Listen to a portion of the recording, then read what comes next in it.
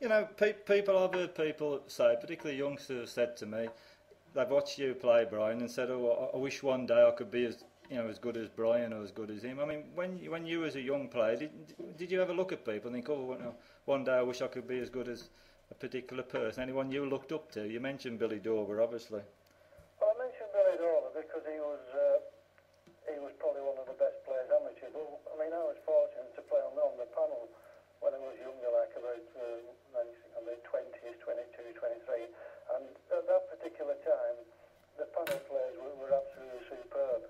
I mean, we played like with 3 full balls and played on 5 or 6 greens a week, played around the northwest like, and I think by playing better players, you just improve your game. That's right. I mean, I know I went. You sort of before you moved to Preston, you lived in Lee area, didn't you, Brian? Which is obviously the hotbed from the panel situation, and still is at the moment. I went years ago to watch the panel, and there was big crowds there, seeing the likes of yourself and Ingham Gregory, Vernon and Lee, and these guys playing. And do you think the panel playing actually helps your game? Well, I think the panel play made a big difference to my game because obviously when you go to the panel, like you being yourself, there's betting involved in the panel.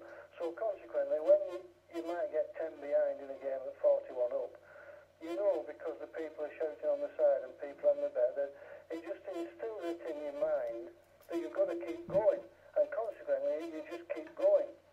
And when you come in handicaps and you might get 7 or 8 behind in a handicap, you know in your own mind that you've got a concentration instilled in your mind to keep battling on.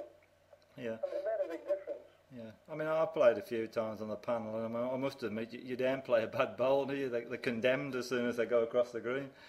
Well, I think that the difference with the panel, like yourself, like you know, Mel, the panel, a lot of players watching on the side, I'm not saying players, other people watching on the side, even though they might not have played competitive balls, they certainly know what balls you should play.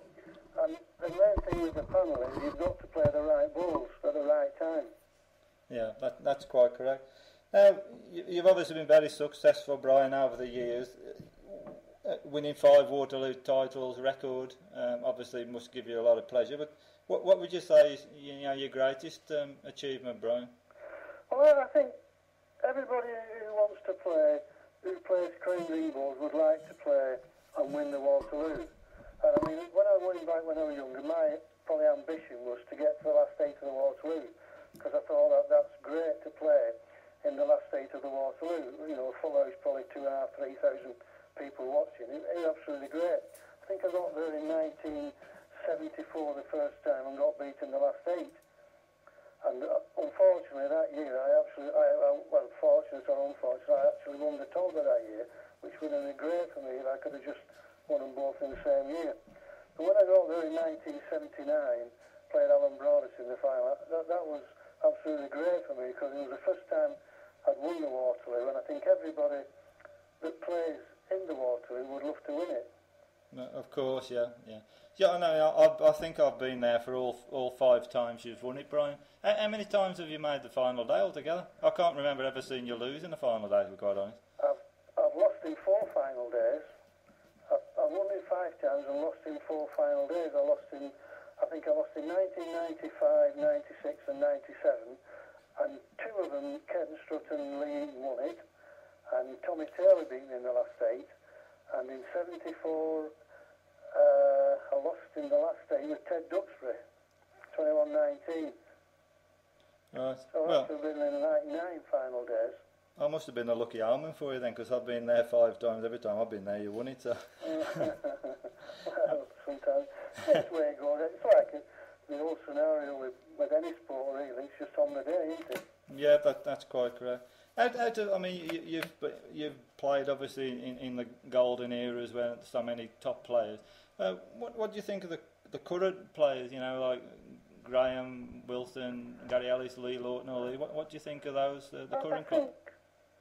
Being honest, I think at the moment they're good players. Don't get me wrong, they're very good players. But I think if you went back 15 or 20 years, I think there was more good players around then than what there is now. Yeah. good players around, don't get me wrong, apart from the three you've mentioned, Andy Kearns and Bobic and a few more, like, Yeah. I mean, I can go on forever, like, but I think going back probably 15, 20 years, there was a lot more good players around. I mean, I remember in the county scene, probably 15, 20 years since, I mean, the Yorkshire away team, every one of them was a good player. And I mean, they kept winning I think it was a Crossfield Cup then, was it? And they're all good players. Yeah.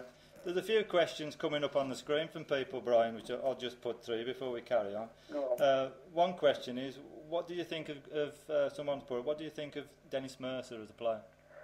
Dennis Mercer was a great player.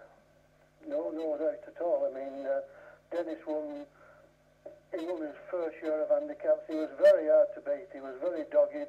You know, you never had him down like that. But he was a good player. Yeah, obviously, you know, he was a great.